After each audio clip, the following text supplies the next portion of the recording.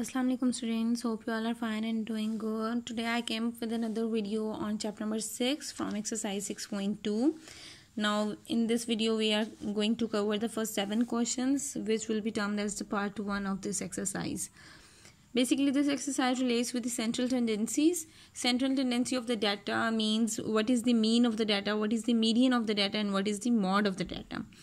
Mean is a centered value, median is also the centered value, but mode of the data is the most repeating value of the data. Okay, अब यहाँ पर हमने जब mean calculate करना है for ungrouped data, you can easily differentiate about group data and ungrouped data.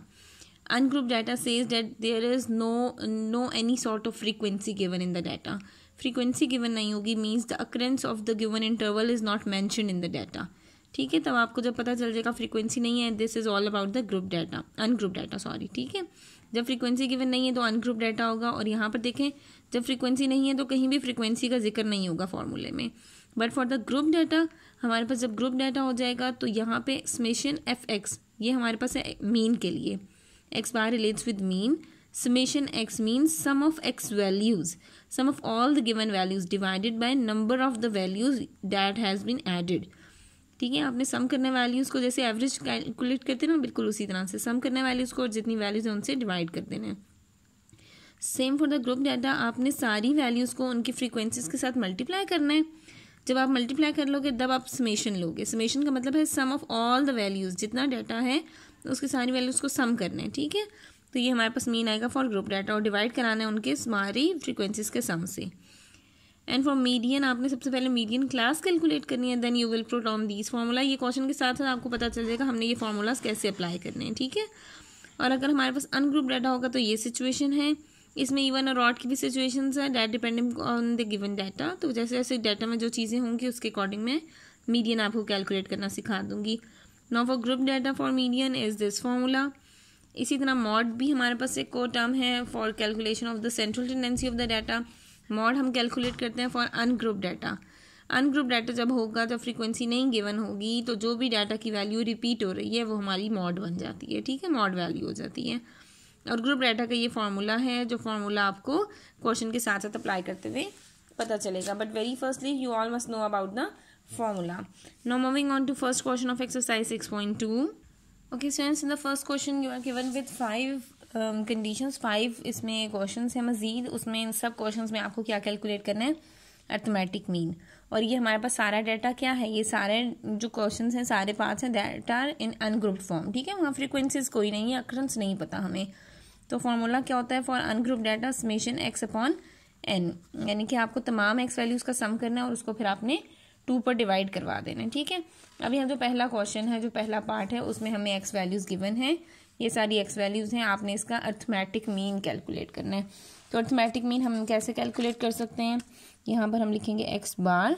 Summation x का मतलब है sum of all the values, जो वैल्यूज़ हैं 2 + 4 + 6 + 8 + 10 + 12 divided by number of values n 1 2 3 4 5 6. और इनका जब हम सम करेंगे तो हमारे पास आ जाएगा 42/6. 42/6 होगा, 7 6 7 = 42. ये फर्स्ट पार्ट का आंसर हो जाएगा. फॉर द सेकंड पार्ट उन्होंने सारी वैल्यूज़ को कह दिया ये y वैल्यूज़ हैं, तो हम y का मीन कैलकुलेट करेंगे. समेशन y मीन सारी y वैल्यूज़ को प्लस करना है. 3 + 4 + -1 + 7 + -8 + -5 + 0 अपॉन कितनी वैल्यूज है 1 2 3 4 5 6 7 के साथ हम करेंगे. ठीक है, अब यहाँ पर हमारे पास आ जाएगा 3 + 4 7 7 - 1 6 6 + 7 13 13 - 8 5 5 - 5 0. यह आ जाएगा 0/7. तो हमारे पास y प्राइम आ जाएगा 0. ठीक है, अब यहाँ पर हमारे पास जो थर्ड पार्ट है इसमें उन्होंने z वैल्यूज़ दी हुई हैं, तो हम z प्राइम लेंगे. सम ऑफ z वैल्यूज़, इन सब वैल्यूज़ को प्लस कर दें. 0 4 8 12 16 20 24 28 डिवाइड बाय n है नंबर ऑफ वैल्यूज़ 1 2 3 4 5 6 7 8 के साथ आप इसको डिवाइड करा दोगे. अब इनका सम हम जब कैलकुलेट करेंगे, इन सारी वैल्यूज़ को जब हम सम करेंगे, डैट वाज 112/8. और इसको डिवाइड करेंगे तो 8 14 ज़ा 112। ये हमारे पास क्वेश्चन नंबर 1 के 3 पार्ट सॉल्व हो गए। Now in the fourth part you are given with the u values. ठीक है, यू वैल्यूज गिवन है सारी। अब यू प्राइम कैलकुलेट करना है, मीन्स यू का आपने मीन कैलकुलेट है, sum of you values decimal में सारी हैं, इनको प्लस करेंगे 3.1 plus 4.2 plus 5.3 plus 6.4 plus 7.5 plus 8.6 plus 9.7 plus 10.8 divided by number of values. Number of values है 1 2 3 4 5 6 7 8। We are given with 8 number of values. इन सबको जो हमने सम किया वी गेट 55.6 डिवाइडेड बाय 8। इसको आप डिवाइड करवाएंगे और हमारे पास आंसर आएगा 6.95। ठीक है, for the last part of question number 1 we are given with v values. अब ये वी प्राइम कैलकुलेट करना है, तो हमारे पास सम ऑफ वी वैल्यूज क्या होगा, आप इन सब वैल्यूज को प्लस कर देंगे। वी हैव 1 2 3 4 5 6 7 8 5 है। ठीक है, 1 2 3 4 5 6 7 एंड 8 8 5 गिवन है डिवाइडेड बाय 8, तो ये बन जाएगा 40 और ये आएगा 40 बाय 8। किसके इक्वल हो जाएगा, 8 5 ज़ा 40, तो हमारे पास इसका मीन आ जाएगा 5 के equal. Okay students, now moving on to question number 2। इस क्वेश्चन में हमें कुछ वैल्यूज़ गिवन हैं और कहा गया है कि आपने अरिथमेटिक मीन कैलकुलेट करना है by definition and using an assumed mean 30,000। ठीक है, ये दो उन्होंने कंडीशंस बता दी हैं। फर्स्ट जब हम डेफिनेशन की बात करते हैं तो डेफिनेशंस का हमने सेकंड नाम एक और रखा हुआ है। अगर आपको डायरेक्ट मेथड भी बोला जाए तो इसका मतलब है कि आपने बाय डेफिनेशन मेथड या डायरेक्ट मेथड से सॉल्व करना है, जिसमें सिंपल सा फॉर्मूला आपको अप्लाई करना है। जो एक्स वैल्यूज़ हैं उन सबको सम करेंगे और नंबर ऑफ एक्स वैल्यूज़ के साथ डिवाइड कर देंगे। जो हमें जो एक्स वैल्यूज़ गिवन है इनका हम सम कर लेते हैं। 8500 plus 7000 plus 1000 7500 50,000 800 4200 25,000 4,000 3600 divided by the number of values 1 2 3 4 5 6 7 8 9 10। we have 10 number of values। तो इन सारी वैल्यूज़ को हम सम अप करेंगे और सम अप करने से आ रहे हैं 111,600 डिवाइडेड बाय 10। अब 0 और 0 कैंसिल, हमारे पास आ जाएगा 111,600 इसका मीन।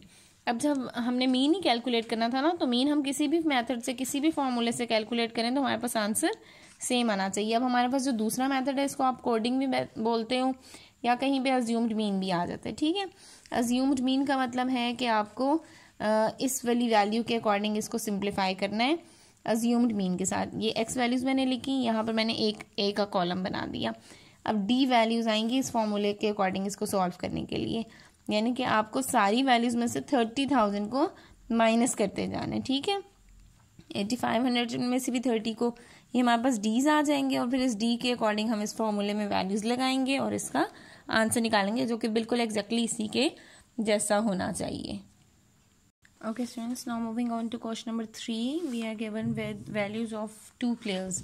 दो प्लेयर की उन्होंने वैल्यूज़ बता दी हैं। उन्होंने कहा है कि उनके स्कोर का आपने मीन स्कोर कैलकुलेट करना है और बताना है वो इज़ द बेस्ट प्लेयर। ठीक है, तो अब यहाँ पे हम कैसे कर सकते हैं कि हमने एक प्लेयर को कह दिया एक प्लेयर ए है और एक प्लेयर बी है। अब उनके मार्क्स को जब हमने टोटल करना है तो हम प्लेयर ए और प्लेयर बी के एवरेज स्कोर को टोटल कर लेंगे। ठीक है, जब हमने प्लेयर ए के एवरेज स्कोर को टोटल किया that comes out इसके 12 15 6 73 then 7 19 199 36 84 और 29। हमने इस सबको सम करना है क्योंकि हमने मीन कैलकुलेट करना है ना, तो मीन में सारी एक्स वैल्यूज़ को डिवाइड करना है नंबर ऑफ वैल्यूज़ के साथ। तो हमने जब इन सब वैल्यूज़ को प्लस किया डैट कम्स आउट 480। ठीक है, तो हमारे पास उसका जब उसका मीन स्कोर कैलकुलेट करना है हम डिवाइड करवाएंगे 480 डिवाइडेड बाय कितने टाइम्स उसका स्कोर चेक किया गया है, कितने मैचेस का, 1 2 3 4 5 6 7 8 9 10 मैचेस का। लाइक जैसे क्रिकेट में जब कोई बैट्समैन एंटर होने लगता है तो उसका एवरेज स्कोर लिखा आता है ना, तो ये एवरेज स्कोर ही बेसिकली आप कैलकुलेट करें, डैट कम्स आउट 48। इनको आप डिवाइड करवाओगे तो आपके पास आ जाएगा 48। Now coming on to the scores of player B, आपने इन सारी वैल्यूज़ को प्लस करना है 47 12 76 48 64 then 4, then 51, 37, 48, 13 एंड 0। आपने इन सब वैल्यूज को प्लस किया तो हमारे पास इसका आंसर आएगा 336। ठीक है, अब आपने 336 को भी डिवाइड करवाना है नंबर ऑफ वैल्यूज, तो हमारे पास 10 ही है ना, तो इसका स्कोर हो जाएगा 33.6। इसका मीन स्कोर आ गया हमारे पास 33.6। अब किसका एवरेज स्कोर अच्छा है, 48 और 33.6। 48 अच्छा है तो हम कहेंगे player B player A performs better than player B, यानी कि प्लेयर ए की जो परफॉर्मेंस थी that was better than player B performance. Okay students, now we are given some weighted values of different subjects of 4 students, Hanzala, Musa, Zaki and Saleh. ठीक है, अब यहाँ पे आपने इन सब के सब्जेक्ट्स में उन्होंने बता दिए। सब्जेक्ट्स में सपोज कर लेते हैं कि हमारे पास वेटेज क्या होती है। पहले तो आप ये अंडरस्टैंड करना, आपने इनका वेटेड मीन कैलकुलेट करना। उसके लिए फॉर्मूला ये आ गया ना, व्हाट इज वेटेड मीन, जो हमारे पास एक्चुअल वैल्यू नहीं है but that can be assumed as the actual value, उसका आप वेट मेजर करते हो। लाइक अगर आपने किसी टेस्ट में अपियर होना होता है, लाइक अगर मैं बात करूँ किसी NTS टेस्ट की, तो अगर आपका कोई सब्जेक्ट स्पेसिफिक है, ठीक है, लाइक मैथ्स, तो मैथ्स की वेटेज क्या होगी, उसमें स्कोर में ज़्यादा होती है। ठीक है, लाइक अगर 100 मार्क्स के तो 50 मार्क्स मैथ्स के होंगे, 20 मार्क्स हमारे इंग्लिश के, 20 मार्क्स उर्दू के, 20 इस्लामियात के, इस तरह करके हमने ब्रेक किया होता है। बट जो मेजर पार्ट है उसमें उस सब्जेक्ट की वेटेज ज़्यादा रखी जाती है, लाइक परसेंटेज उस सब्जेक्ट की ज़्यादा रखी जाती है। लाइक वाइज उन्होंने क्या, मैथ्स में 70 हमारे पास मार्क्स आए हैं और उसकी वेटेज थी 4। ठीक है, इसी तरह फिजिक्स में हंजला के 95 मार्क्स आए, उसकी वेटेज है 3। केमिस्ट्री में 80 मार्क्स आए हैं, उसकी वेटेज है 2। बायो में 55 है और उसकी वेटेज है 1। आपने इन चारों बच्चों की डिफरेंट वेटेज के डिफरेंट कैलकुलेशन के साथ उनकी वेटेज कैलकुलेट करनी है। वेट सारे सब्जेक्ट्स के सेम है, आप यहाँ देख लो, ये जो पिंक में लिखा हुआ है that is 4 for maths of Hanzala marks, 4 for Musa, 4 for Zaki, 4 for साले। इसी तरह फिजिक्स में 3 है, केमिस्ट्री में सेम है 2 और बायो में हमारे पास है 1। अब यहाँ पर उनके जो डिफरेंस है that is in their marks. Maths में अगर हंजला के 70 हैं तो हमारे पास मैथ्स में मूसा के 80 हैं, मैथ्स में जकी के 90 हैं और साले के 95 है। मार्क्स की हमारे पास डिफ्रेंसिएशन है। अब आपने वेटेज कैसे कैलकुलेट करना है, ये हमारे पास मैथ्स है जो x होगा। ठीक है, these are the x values, x into the weight, आपने इन दोनों को मल्टीप्लाई कराते जाना है। 70 इंटू 4 ये बन गया 280, 95 इंटू 3 ये आ गया हमारे पास 285, 80 इंटू 2 ये आ गया 60, जस्ट 55 इंटू 1 ये हमारे पास आ गया 55। ठीक है, अब यहाँ पे इसको हम मल्टीप्लाई कर लेंगे। 8 4 ज़ा 32, 6 3 ज़ा 18, 65 2 ज़ा हमारे पास हो जाएगा 130 and then 45, 19 to 4 360, then 165, 165, then 380, 210, 120, 60। हमने इन सबको मल्टीप्लाई करा लिया। ठीक है, क्योंकि वेटेज कैलकुलेट करना है। अब सम ऑफ वेट्स हमारे पास क्या है ये कैलकुलेट कर लेते हैं, क्योंकि हमें W चाहिए ना, सम ऑफ W। 4 + 3 7 और 2 9 और 1 10। WX को हम सम कर लेते हैं, ये हमारे पास आ जाएगा 280, 285, 60 और 55 डैट इज इक्वल्स टू 780। फिर यहाँ पे मार्क्स की तो ज़रूरत नहीं है ना, तो मार्क्स को हम टोटल नहीं करेंगे। सही, हम जब उसकी वेटेज को और उनका जो WX है उसको टोटल करेंगे। और ये वेटेज था 10, इनको सम करते हैं 320, 180, 130 एंड 45, ये हमारे पास आ जाएगा 675। देन इन सबको हम प्लस करते हैं, ये वेटेज तो 10 ही आ रही है। इन सबको जब हमने प्लस किया that is 690 and in the last column we got, यहाँ पे 10 है और यहाँ पे आ जाएगा 770। ठीक है, अब आपने इन सब की वेटेज कैलकुलेट कर लेनी है। अब जब हम हंजिला की वेटेज कैलकुलेट कर लें, WX किसके इक्वल आया, WX 780। आप यहाँ लिखोगे 780 डिवाइडेड बाय 10, इनका वेटेज आया है 675 डिवाइडेड बाय 10, इनका वेटेज आया है 690 divided by 10 and then 770 divided by 10। ये हो गया वेटेज हमारे पास 78, ये वेटेज हो गया 67, ये वेटेज हो गया 69 और ये वेटेज आ गया हमारे पास 77। आपने इन सब वेटेजेस को यहाँ पर मार्क करना था, फाइंड आउट करना था, वो हमने फाइंड आउट कर लिया है। Okay students, now moving on to question number 5। उस क्वेश्चन नंबर 5 में हमारे पास डाटा दिया हुआ है, हमें कुछ एक्स वैल्यूज़ दी गई हैं और लिखा गया y is equals to 11 minus 5x, y इसके बराबर है और कहा गया है show that y mean of y is equals to 11 minus 5 mean of x, यानी कि यहाँ पर हम लिख देते हैं x वैल्यूज़, यहाँ हम लिख देते हैं y वैल्यूज़। x वैल्यूज़ हैं हमारे पास -3, देन -2, -1, 0, 1, 2, 3, 4, 5, ये x वैल्यूज़ हैं। उन्होंने कहा है y वैल्यूज़ कैसे आती हैं, जब हम 11 माइनस 5x करते हैं तो। अब ये क्या होगा, 11 minus 5 into -3, 11 minus 5 into -2, 11 minus 5 into -1, 11 minus 5 into 0, 11 minus 5 into 1, 11 minus 5 into 2, 11 minus 5 into 3, 11 minus 5 into 4, 11 minus 5 into 5। यहाँ पर हमने y वैल्यूज कैलकुलेट करनी है, ठीक है। 11 माइनस माइनस प्लस 5 3 ज़ा 15, ये हमारे पास हो जाएगा 26। इसी तरह हम सॉल्व करते जाएंगे, that comes out 11 plus 10 21, then 16, 11, 6, ठीक है, 6, 1, -4, -9 एंड देन -14, ये हमारे पास वैल्यूज़ आ गई, ठीक है। अब आपने यहाँ पर ये सारी वैल्यूज़ y की वैल्यूज़ कैलकुलेट कर ली, हमें चाहिए अब अगला उन्होंने जो शो करने का बोला that is mean of y and mean of x। तो उसके लिए हमें सम ऑफ x वैल्यूज़ भी चाहिए, सम ऑफ y वैल्यूज़ भी चाहिए। जब हमने x वैल्यूज़ को सम किया तो -1 प्लस 1 कट गया, -2 प्लस 2 कट गया, -3 प्लस 3 कट गया, 4 प्लस 5 यहाँ आ जाएगा 9। इन सबको प्लस कर लेते हैं, 26 plus 21 plus 16 plus 11 plus 6 plus 1, जो आंसर है उसमें से -4, देन -9 एंड देन -14। यहाँ पर हमारे पास आंसर आ जाएगा 54। अब यहाँ हम वैल्यूज़ लिख देते हैं। समेशन एफ एक्स किसके इक्वल आया, 9 अपॉन हमारे पास वैल्यूज़ हैं जी 9, तो मीन हमारे पास किसके इक्वल आ गया, mean of x that is equals to 1। अब मीन ऑफ वाई क्या होगा, समेशन वाई आया था 54 अपॉन 9, ठीक है। अब यहाँ पर हमारे पास वाई प्राइम हो गया 9 6 ज़ा 54। अब हम इसको चेक कर लेते हैं, प्रूफ कर लेते हैं। वाई प्राइम की क्या वैल्यू थी 6, यहाँ था 11 माइनस 5। एक्स प्राइम की क्या वैल्यू आई है हमारे पास 1। 6 इज इक्वल्स टू 11 माइनस 5 1 ज़ा 5, तो 6 is equals to 6। Same answer आ गया, आप लिख दोगे लास्ट में प्रूव्ड। ये हमने प्रूव करना था, इसको प्रूव कर दिया हमने बाय दिस मेथड।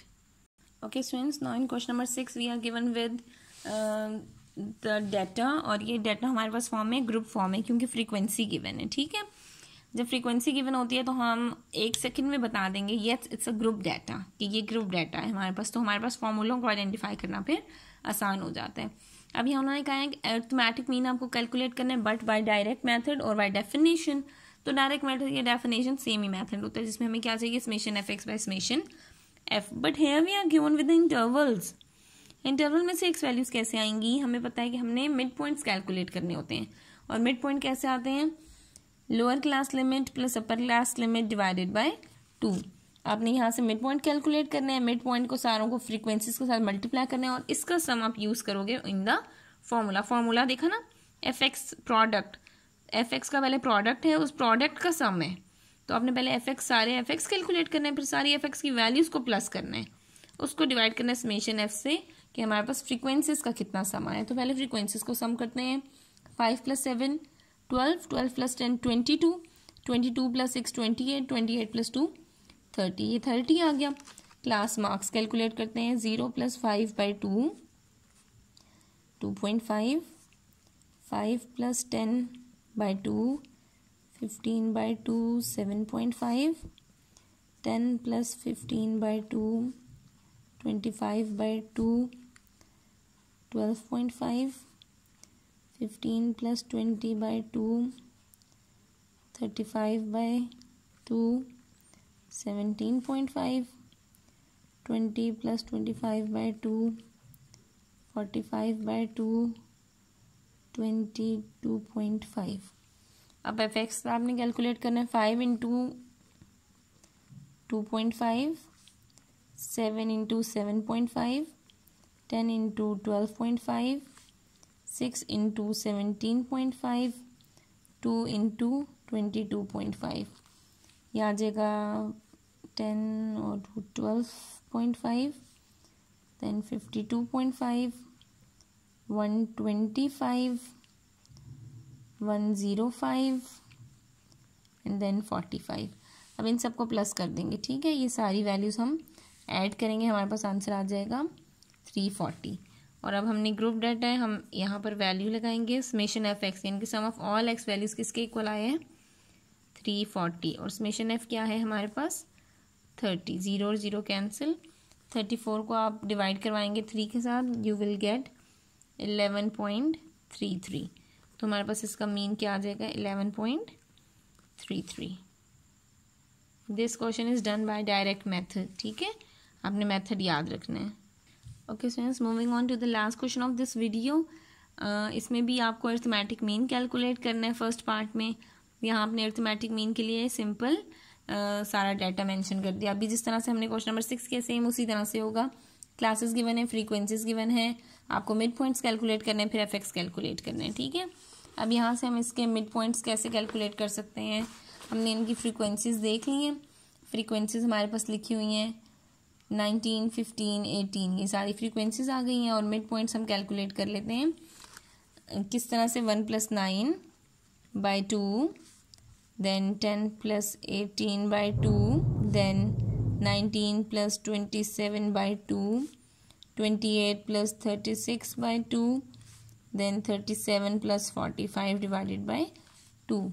यहाँ पर आ जाएगा 10/2, 5, 28/2, 14, 46/2, 23, 28 + 36, 64/2, 32, 37 + 45, 82/2, 41। ये हमने मिड पॉइंट्स कैलकुलेट कर लिए। और सम ऑफ फ्रीक्वेंसीज क्या 19 + 15 + 18 + 15 + 12, इट इज़ इक्वल्स टू 70, ठीक है। अब एफएक्स पर आ जाते हैं। 19 × 5, सॉरी 10 है यहाँ पे, ठीक है। 10 × 5, 50, देन 14 × 15, 210, देन 414, देन 480, देन 492। अब इन सारी वैल्यूज़ को प्लस करेंगे, वी विल गेट 1646। अब यहाँ पे फॉर्मूले में लगा देते हैं 1646 डिवाइडेड बाय फ्रीक्वेंसी आ रही है हमारे पास 70। इन दोनों वैल्यूज़ को हम डिवाइड कराएंगे, यू विल गेट 23.51। ये हमारे पास इसका आ जाएगा अरिथमेटिक मीन।